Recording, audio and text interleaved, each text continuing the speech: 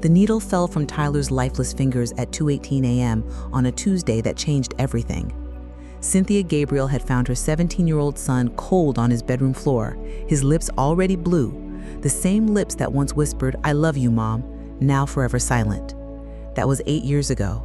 8 years since she buried her only child. 8 years since she looked in the mirror and saw the monster who had introduced him to the very poison that killed him. Today, she stood in her living room, hands trembling, not from withdrawal this time, but from anticipation. 3 children were about to walk through her door. 3 souls as broken as she once was. 3 chances at redemption she never thought she deserved. The social worker's car pulled into the driveway of her modest 2-story home on Palm Street. Through the window, Cynthia could see them.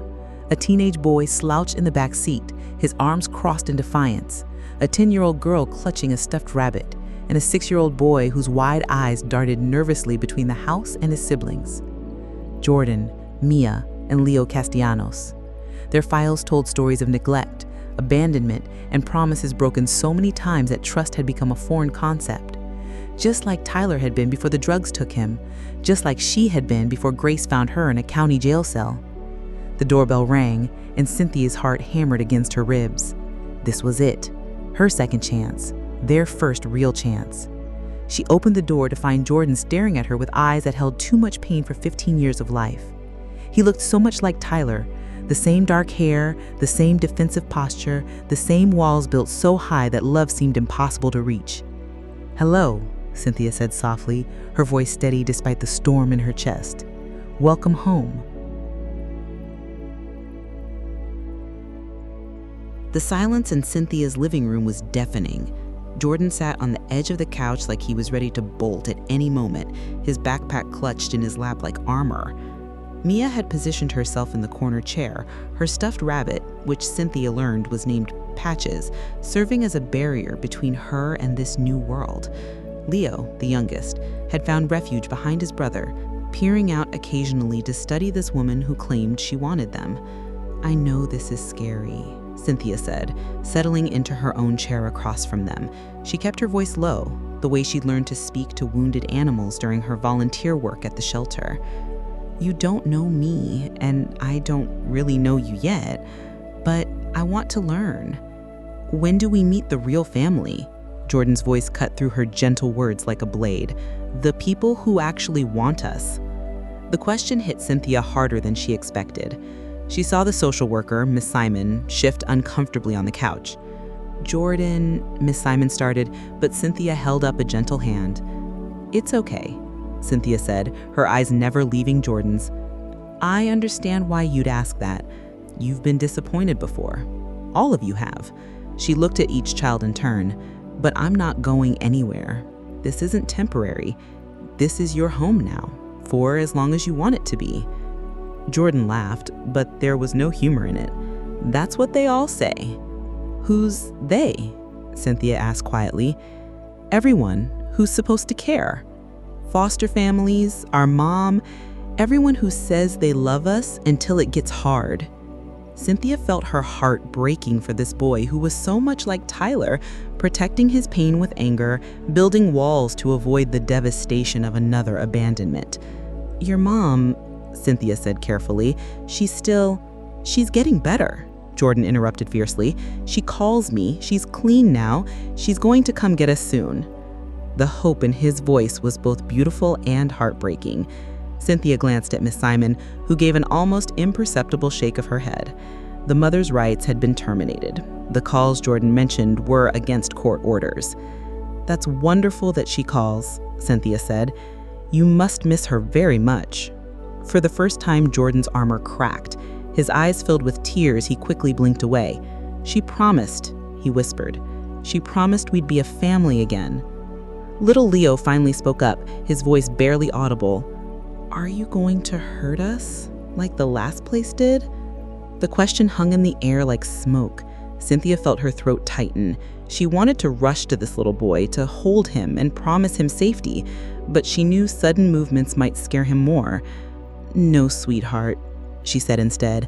"I will never hurt you, and I won't let anyone else hurt you either."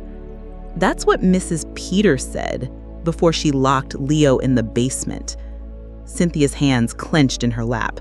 She had read their files, knew about the abuse at their previous placement, but hearing it from Mia's lips made it real in a way that paperwork never could. "I'm not Mrs. Peter," Cynthia said firmly, "and there is no basement in this house. Would you like to see your rooms?"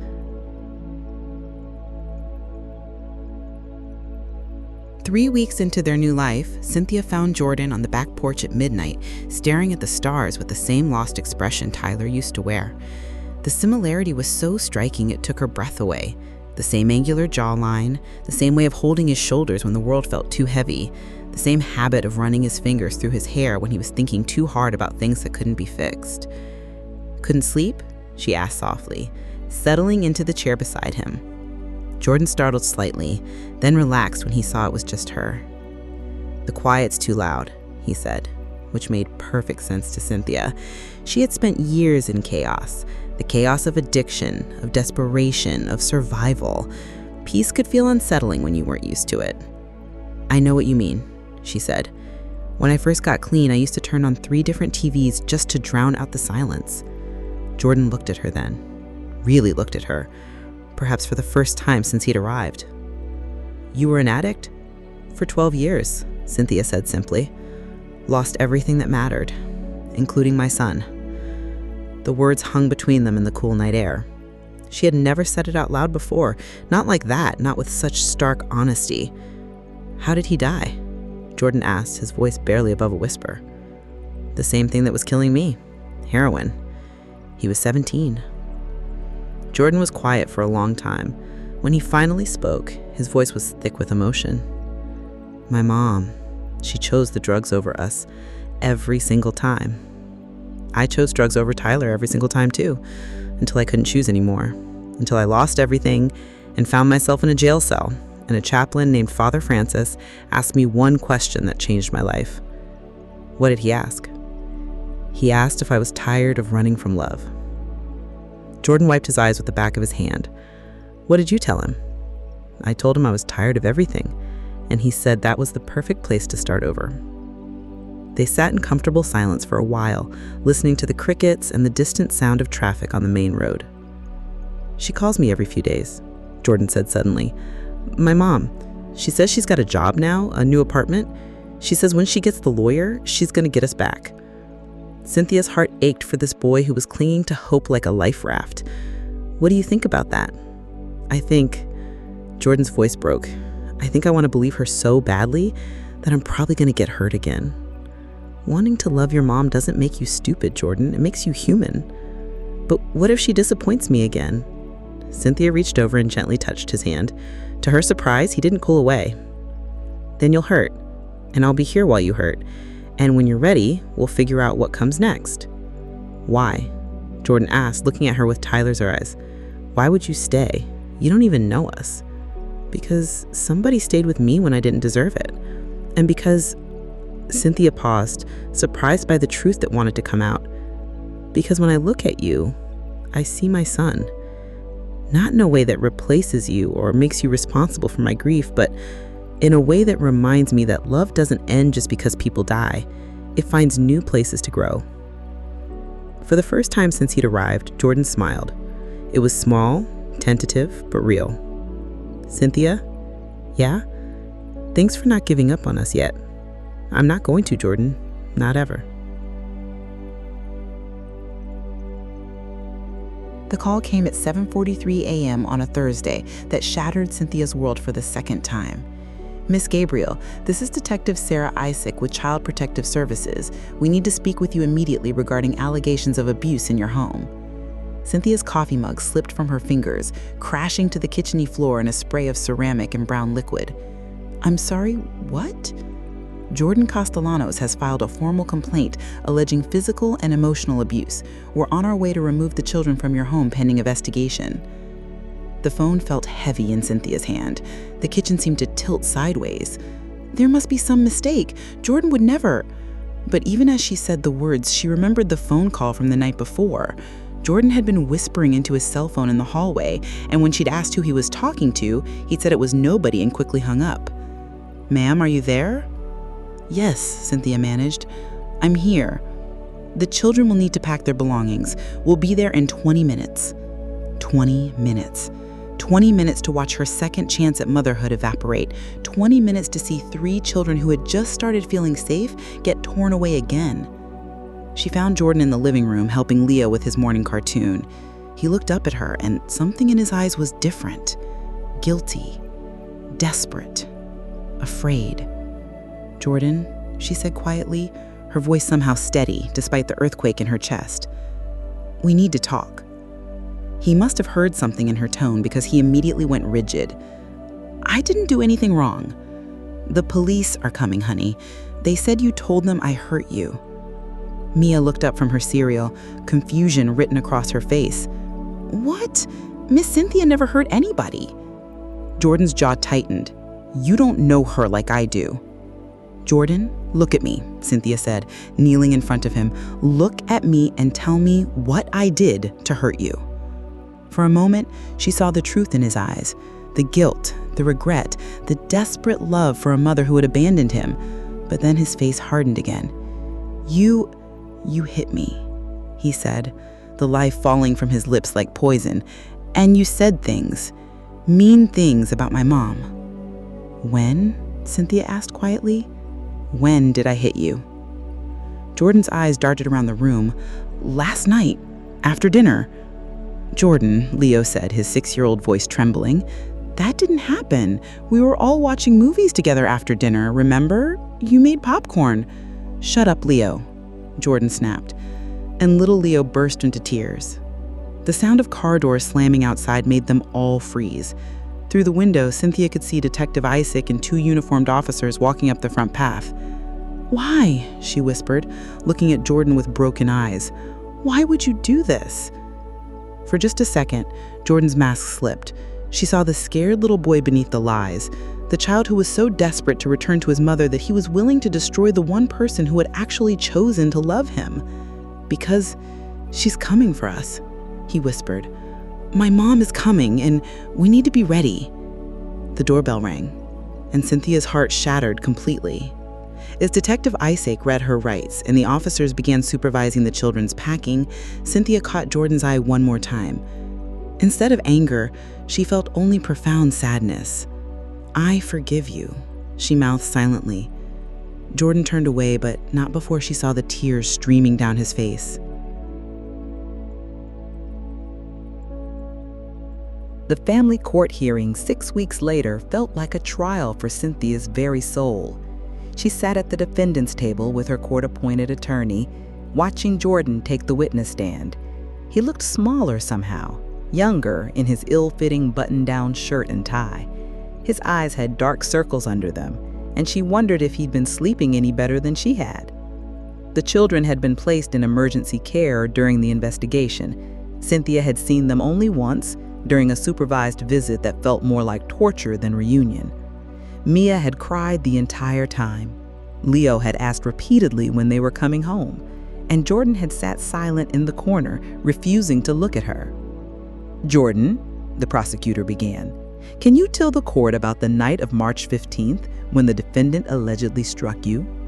Cynthia watched Jordan's hands tremble as he gripped the witness stand.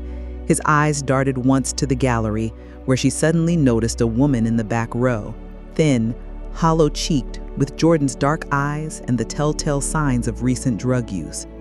His mother. She had come. Jordan started, then stopped.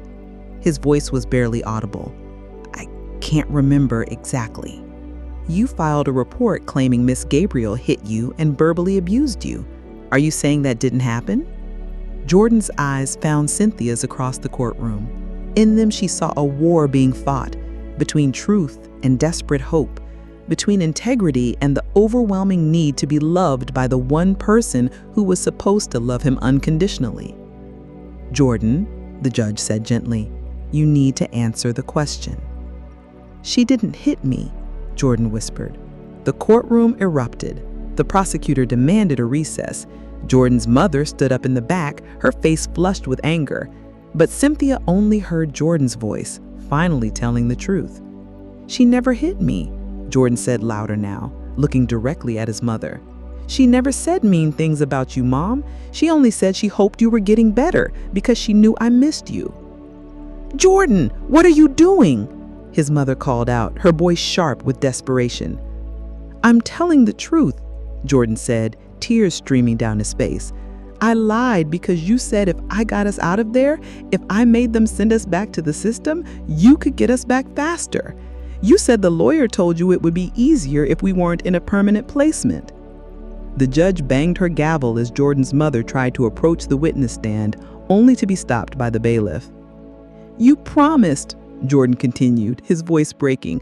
"You promised we'd be a real family this time. You said you were clean, you had a job, you had an apartment. You said you loved us enough to fight for us." "I do love you," his mother said, struggling against the bailiff's restraint. "But they won't let me have you if you're happy somewhere else. Don't you see? This was the only way." "The only way to what?" Jordan asked, and Cynthia heard the moment his heart began to break all over again. "To make me lie? To make me hurt someone who actually cared about us? To make Mia and Leo get dragged out of the only safe place they've ever known? Jordan, please. Where's your apartment, Mom? Where's your job? Where's the lawyer who was going to help us get back?" The silence that followed was deafening. Jordan's mother stopped struggling. Her face crumpled, and Cynthia saw the truth written there.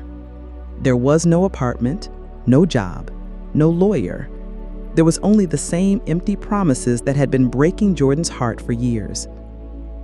"I'm sorry," Jordan's mother whispered. "I'm so sorry, baby. I thought if I could just—" But she couldn't finish the sentence because there was no ending that made sense. No justification that could heal the damage of asking her own child to destroy his chance at happiness for the sake of her delusions. "Jordan," the judge said gently, "is there anything else you need to tell the court?" Jordan wiped his eyes and looked directly at Cynthia. "Miss Gabriel never hurt us. She made us feel safe. She made Leo stop having nightmares. She taught Mia to laugh again. And his voice broke, she loved me even though I wasn't her real son, even though I reminded her of someone she lost. She chose us every single day, even when we were hard to love." He looked back at his mother one last time. "I'm sorry, Mom. I can't keep breaking my heart for you anymore."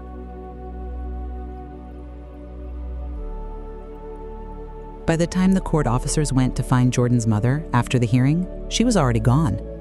The bailiff found only an empty chair and a crumpled tissue on the floor where she had been sitting.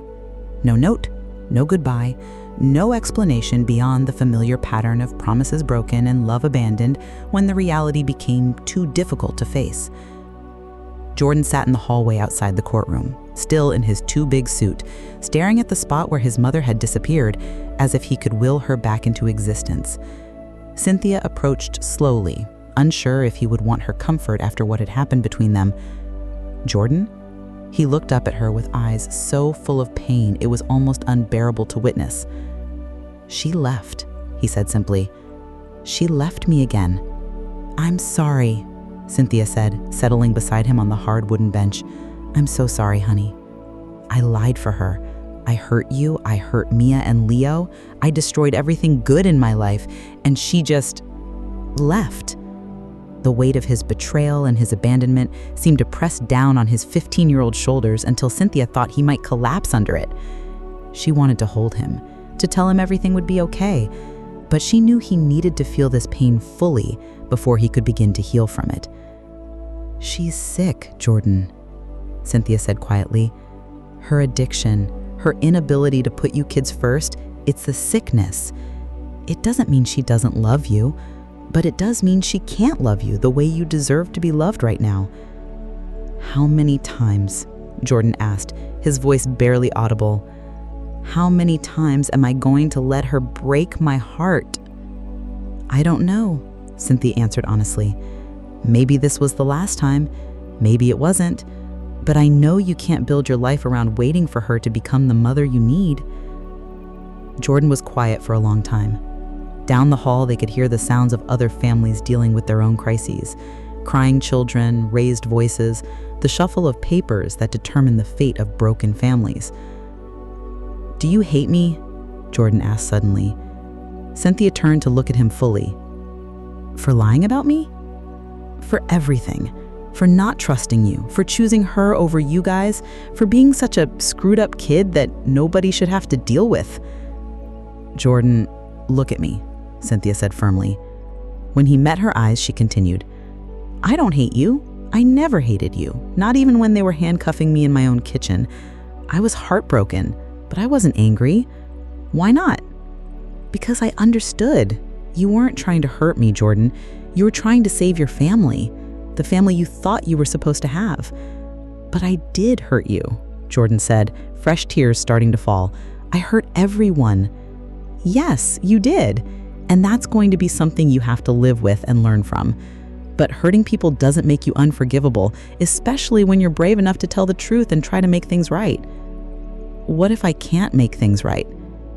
"Then you start where you are, with what you have, and you try to do better moving forward." Jordan leaned back against the wall, exhausted from carrying the weight of his guilt and grief. "I don't know how to trust anyone anymore. Every person who's supposed to love me ends up leaving." "Not everyone," Cynthia said softly. "You should leave too. You should be smart and run far away from all of us. We're too broken." Cynthia was quiet for a moment, choosing her words carefully. "Jordan, do you know what the social worker told me the day you three came to live with me?" He shook his head. "She said that broken kids need someone who understands broken. She said that maybe the reason I went through what I went through, losing Tyler, the addiction, hitting rock bottom, maybe all of that was so I could be here for you guys when you needed someone who knew what it felt like to have your whole world fall apart." "Do you believe that?" I'm starting to. I'm starting to think that sometimes the worst things that happen to us prepare us to be exactly what someone else needs. Even after everything I did? Especially after everything you did. Because now I know for sure that you're human, Jordan. You make mistakes, you get scared, you make bad choices when you're desperate, just like me, just like everyone. So what happens now? Cynthia took a deep breath. Now, we go collect your brother and sister, and we go home. All of us, together. You still want us? Jordan, I never stopped wanting you. Not for 1 second. The adoption hearing 3 months later was nothing like the abuse trial. This time, Cynthia sat with all 3 children beside her, their hands linked together like paper dolls against whatever the world might throw at them. Jordan wore the same suit, but it fit better now after some home-cooked meals and the kind of sleep that comes from feeling safe.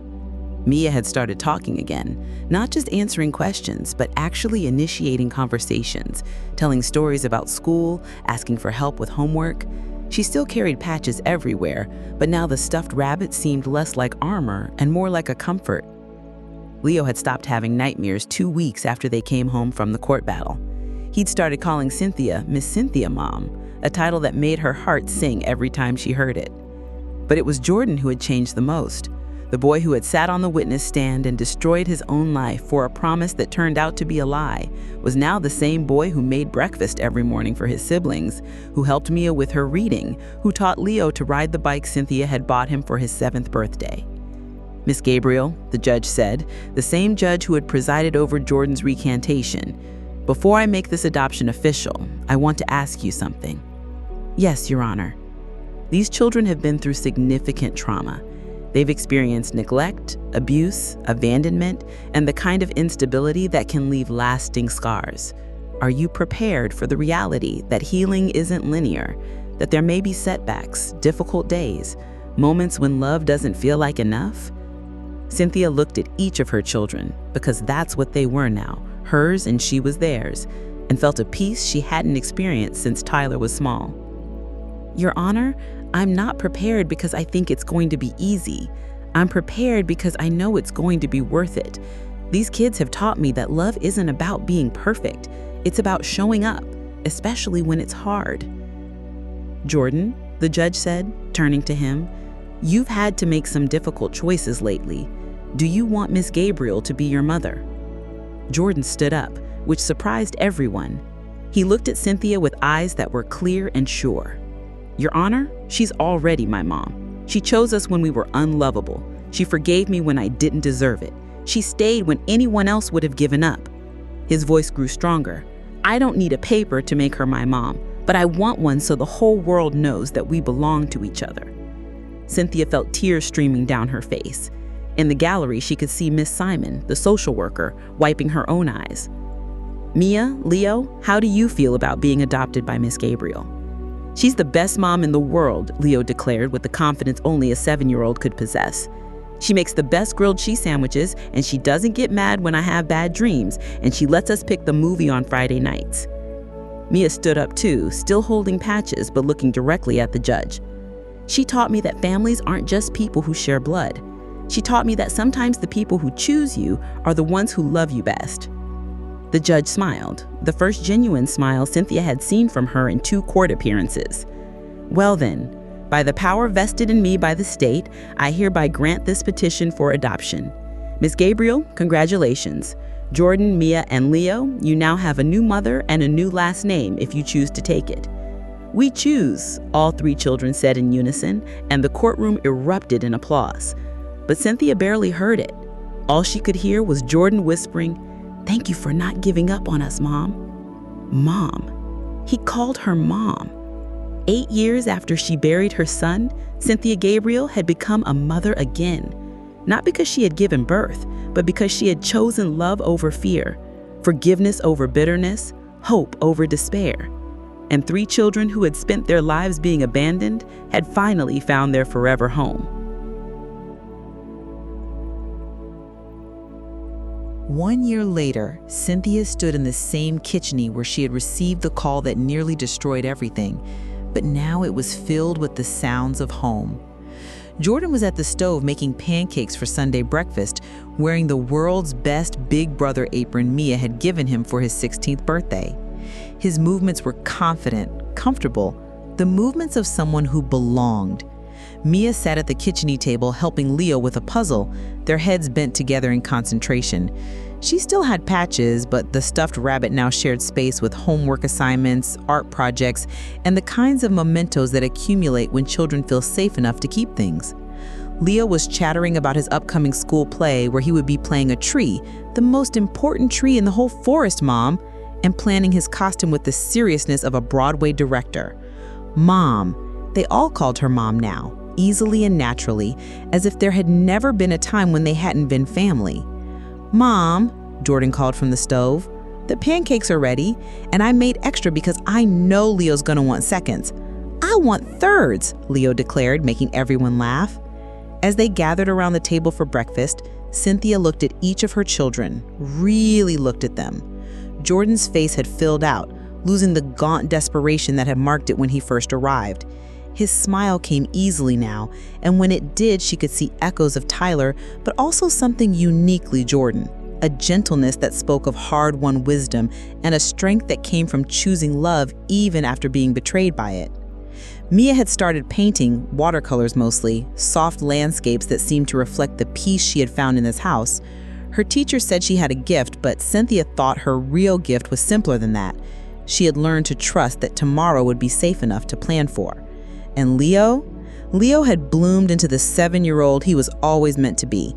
Curious, silly, affectionate, with an optimism that seemed unshakable now that he knew he was loved unconditionally. "What are we doing today?" Mia asked, syrup dripping from her fork. "Well," Cynthia said, "I thought we might work on the garden. Spring planting season, you know." They had decided to plant a memorial garden in the backyard, not just for Tyler, though he was remembered there, but for all the versions of themselves they had lost along the way. The Jordan who had felt he needed to lie to be loved, the Mia who had forgotten how to trust, the Leo who had been afraid of the dark, the Cynthia who believed she didn't deserve a second chance. "Can we plant sunflowers?" Leo asked. "I want flowers that are taller than me." "We can plant anything you want, buddy," Jordan said, ruffling his little brother's hair. After breakfast, as they worked in the garden together, Cynthia found herself thinking about the social worker's words from so long ago. Maybe broken kids need someone who understands broken. She understood now that it wasn't just broken kids who needed that kind of understanding. Everyone needed someone who knew what it felt like to fall apart and choose to rebuild. Everyone needed someone who understood that love wasn't the absence of damage, but the decision to heal together. "Mom?" Jordan's voice interrupted her thoughts. "Yeah, sweetheart? Do you think—" He paused, his hand still in the dirt around a newly planted rose bush. "Do you think Tyler would have liked us?" The question caught Cynthia by surprise, but not in a painful way. For the first time, thinking about Tyler felt like remembering joy rather than mourning loss. "Oh, honey," she said, kneeling beside Jordan in the garden, "he would have adored you. All of you. He would have taught Leo to play guitar, he would have convinced Mia to paint murals on her bedroom walls, and he would have looked up to you like the big brother he never got to be." "I wish I could have met him," Jordan said quietly. "You did meet him in a way," she said, kneeling beside Jordan in the garden. "Every time you choose to protect your siblings instead of yourself, every time you show Leo what it means to be a man who's gentle with smaller people, every time you prove that love is stronger than fear, you're carrying on the best parts of who Tyler was." Jordan smiled, that real smile that transformed his whole face. "I like thinking about it that way." As the afternoon wore on and the garden took shape, Cynthia realized this what healing looked like. Not the dramatic moment of transformation, but the quiet accumulation of ordinary days filled with ordinary love. Pancakes on Sunday mornings, homework help at the kitchen table, bedtime stories that ended with "I love you" instead of fear. That evening, after the children were in bed, Cynthia sat on the back porch where she and Jordan had their first real conversation. The garden was just beginning to show signs of life, tiny green shoots pushing through the dark soil, reaching toward the light. Her phone buzzed, a text from Miss Simon. "Saw the kids' school pictures today. They look so happy. You did good, Mama." Cynthia typed back, "We all did good," because that was the truth of it. Healing wasn't something one person did for another. It was something they chose to do together, day after day, choice by choice, until broken became whole and lost became found. Inside the house, she could hear Leo calling out from his bedroom, "Mom, I can't find my pajamas." "Coming, baby," she called back, and as she stood to go help him, she felt a presence she hadn't experienced in years. Peace. The kind of peace that comes from knowing you're exactly where you're supposed to be, doing exactly what you were meant to do, loving exactly the people you were meant to love. The house that once echoed with grief and regret now hummed with laughter and life. It had become what Cynthia never dared hope it could be. A place where broken things came to heal, where lost people came to be found, where love grew in soil watered with tears and tended with hope. It had become home for all of them.